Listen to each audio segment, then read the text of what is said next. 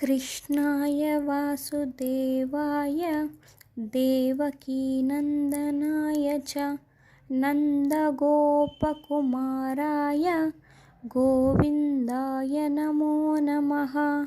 कृष्णाय वासुदेवाय देवकीनन्दनाय च नन्दगोपकुमाराय गोविन्दाय नमो नमः।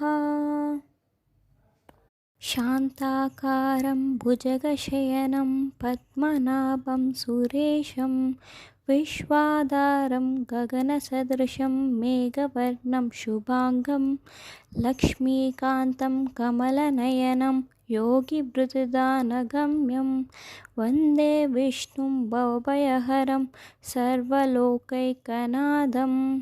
ॐ श्रीकृष्णपरमात्मने नमः।